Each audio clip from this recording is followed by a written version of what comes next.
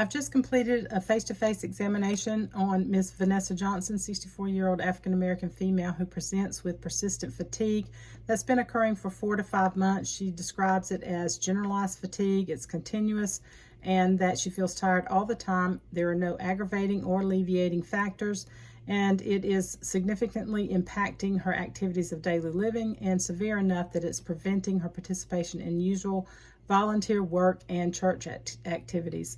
She has been prescribed atenolol, hydrochlorothiazide, metformin, and glyburide, and low-dose aspirin, and she takes Tylenol for pain over the counter and Visine eye drops over the counter for dry eyes. She has discontinued the hydrochlorothiazide, metformin, and glyburide on her own due to side effects. She has no known allergies. Her hypertension was diagnosed about 10 years ago, and her diabetes has been diagnosed about 7 years ago.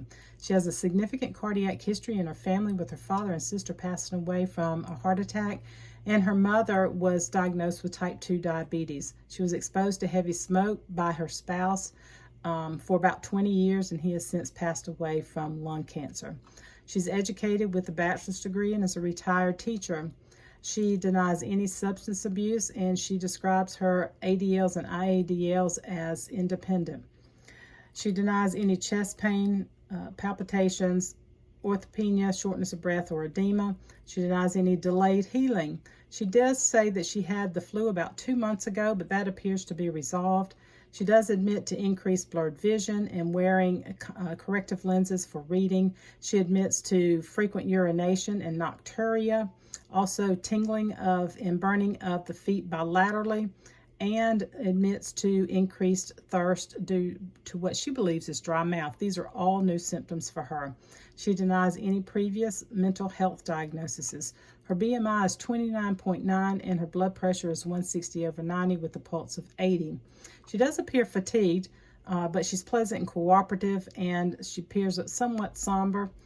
She did a diabetic foot exam, and it appears that she has no fungal infections or ingrown toenails. The hair distribution across the dorsal of the foot and toes is normal, and there appears to be no deformities. However, on eye exam, I did notice retinal deep hemorrhages, which could be indicative of diabetic retinopathy, and her cardiac exam was normal. She did have a non-distended bladder and no CVA tenderness. Her balance was stable, and she had a normal gait as I watched her walk across the room. She did score 6 on the PHQ-2 exam. We did do fasting lab works 1 week prior to this exam, and they were all normal, including a urinalysis, CMP, CBC, lipid panel, and TSH. However, hemoglobin A1C was 8.5, indicative of poor diet control.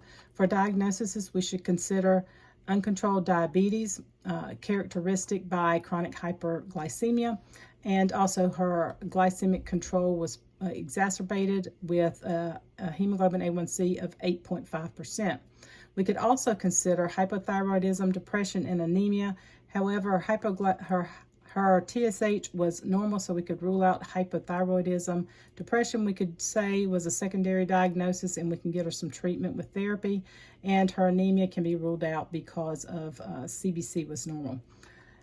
We would consider medications, adding Ozempic 1 milligram weekly sub-Q for weight control and weight loss and glycemic control. For hypertension, we will add lisinopril 10 milligrams daily as a African-American polytherapy, and decrease her hydrochlorothiazide to 12.5 milligrams by mouth twice daily.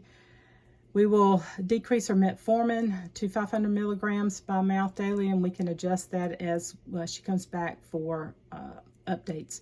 We will add some Zofran to ward off or help control the nausea that could be controlled by Ozempic. Discontinue her atenolol.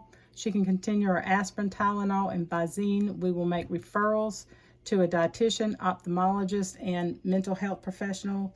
And I will also like to see her back in 1 month and have her bring in her blood pressure measures and blood glucose logs. I've instructed her to do postprandial, 2-hour postprandial blood sugars 3 times a week, and fasting blood sugars once a week, and bring those logs in with her on her 1 month follow-up.